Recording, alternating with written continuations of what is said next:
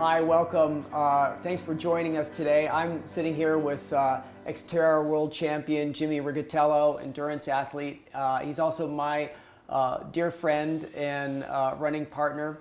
So what we're going to talk about today is we're going to talk about sort of the mental aspect, not just in terms of achievement in sport, but how the mental aspect helps a person become who they want to become in their life, right? Like you develop an idea in your head of who you want to be and how you manifest that.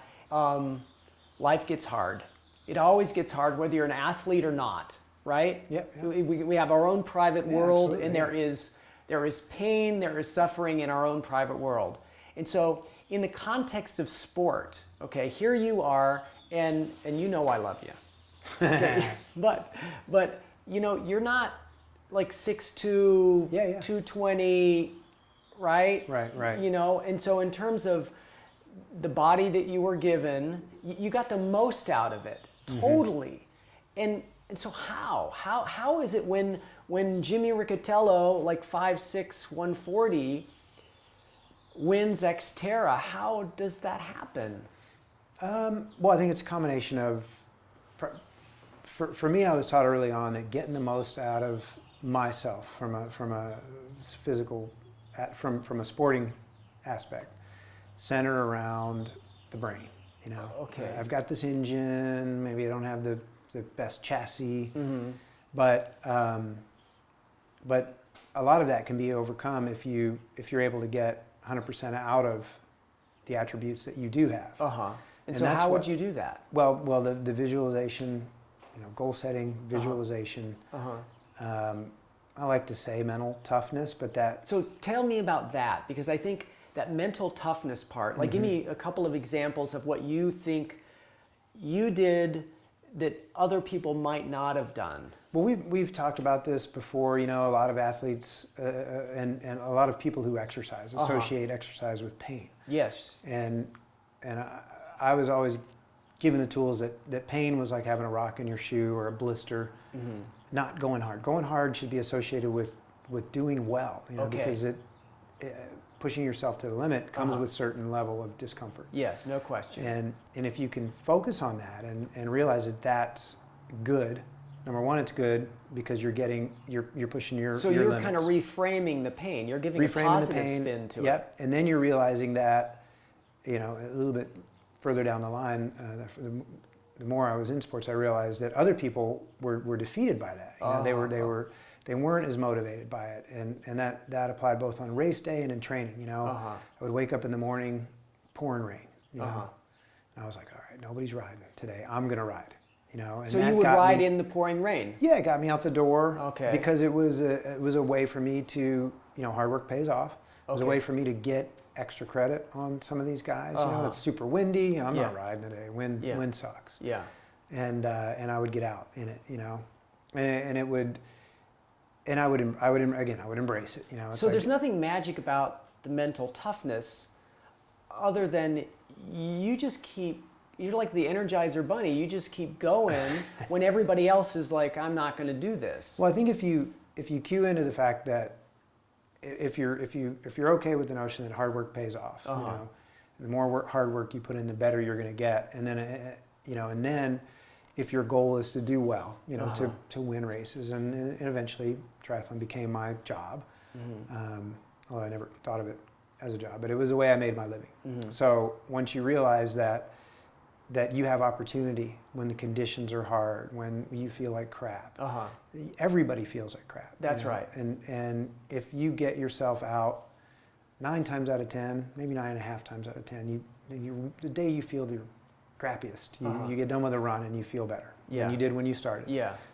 There's a couple times where that doesn't happen, but and the same thing, you know, other people are going to cave into that. They're going to sit at home and watch TV, or they're going to, you know, and the more they do that, the easier it becomes to do it. Yeah, it becomes a habit. Becomes a habit, and you realize that you know, initially it's for you. You're making gains. You know, you're going out on a day that maybe you wouldn't otherwise go out during, and you go out, you get better because of it. Yeah. And then as a bonus, your peers aren't going out, you know, and you are. You know, so it's just you make gains on them. And this is the thing I think that is the most poignant message that we could deliver, in our short conversation is that mental toughness it's the internal game.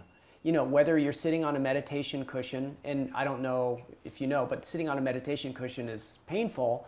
After the first 5-10 minutes, foot goes to sleep, butt starts to hurt, and if you sit there perfectly still for an hour, you are definitely in pain. Mm-hmm. And it doesn't go away. You just have to keep sitting there, and what arises in those moments is a voice that says, screw this, I don't want to do this anymore. And the more you sit and work with that, the more you actually change as a person. And how it transfers in life is that then your child is screaming, or there's a long line at the grocery store, or you're stuck in traffic, and then those moments of life don't plug you in as much because you're working with your mind.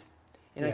I think that's the thing that what I learned from you, Jimmy, when we run and I watch you experience discomfort, is you just open up and you move into it. And I think that's a great thing that I'm learning from you.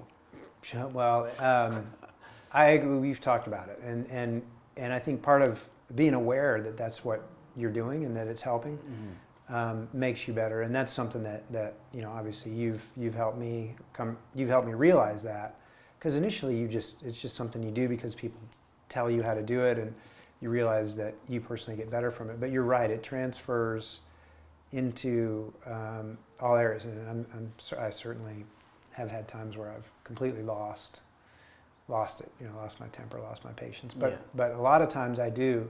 You're totally right. I go back on those runs where everything bad that could happen happened. It poured down rain and it was freezing, and then a car drove by, it splashed water, and it's just like, and you just keep chugging. You just keep chugging. You get done, and the line at the airport all of a sudden, it's really right. Yeah, and everything's that, relative at that point. Yeah, you're going to get to the ticket counter. Yeah. You're going to get on the plane. Yeah.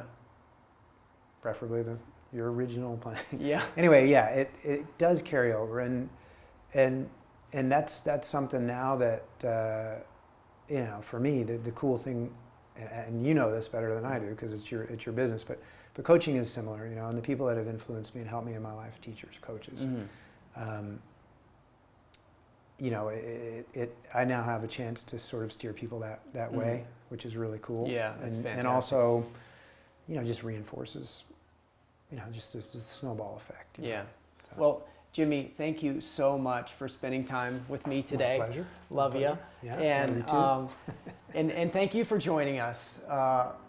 Excited about these talks, and more are coming. Hope you can join us next time.